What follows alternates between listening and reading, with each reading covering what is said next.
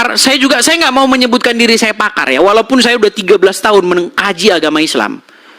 Saya belum berani mengatakan diri saya pakar. Al-Quran tidak bisa diandalkan untuk menyusun, untuk merekonstruksi biografi Muhammad. Nggak bisa. Kita tidak akan bisa menggambarkan sosok Muhammad kalau kita baca Al-Quran. Karena namanya cuma disebut 4 kali.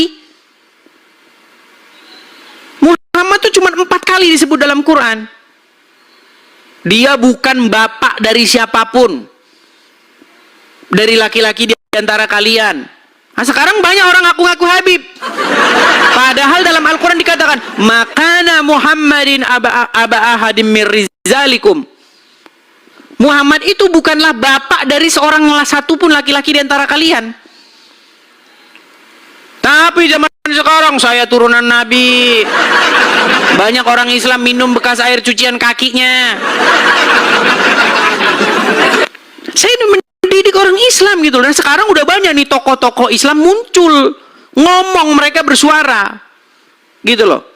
Nah, buku yang digunakan untuk merekonstruksi Muhammad itu hanya buku sirah itu, namanya Sirah Nabawi itu. Ya, biografi Muhammad yang dikarang oleh Ibn Ishaq. Itu pun bukunya udah nggak tahu di mana. Nggak tahu di mana. Coba, saya sudah cari 13 tahun, saya cari manuskrip yang menulis biografi Muhammad. Nggak ketemu, nggak ada, barangnya nggak ada. Gitu loh.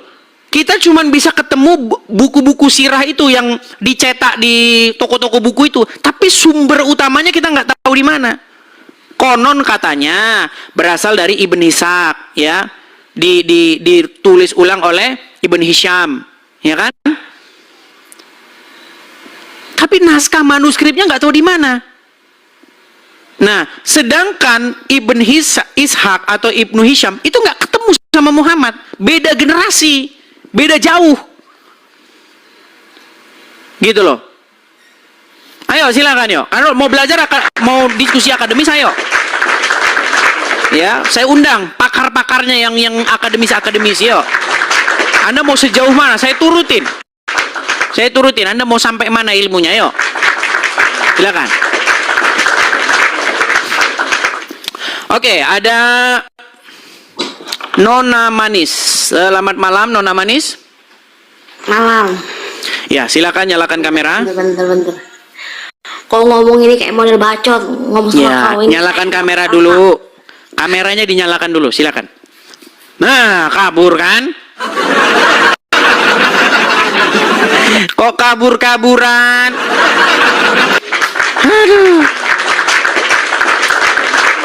Oke, kita kasih naik, ada brand. Nah, silakan brand. Kata Muhammad, akal wanita itu separuh laki-laki. Ayo silakan. Ya, brand. ya, Muslim bang? Ya betul. Ya betul itu. Abang Muslim. Bang Brand. Oke ya, kita kasih turun ya. Iya, teman-teman sekalian ya, silakan. Saya masih mengundang teman-teman yang Muslim untuk naik kemari dan berdiskusi dengan baik ya.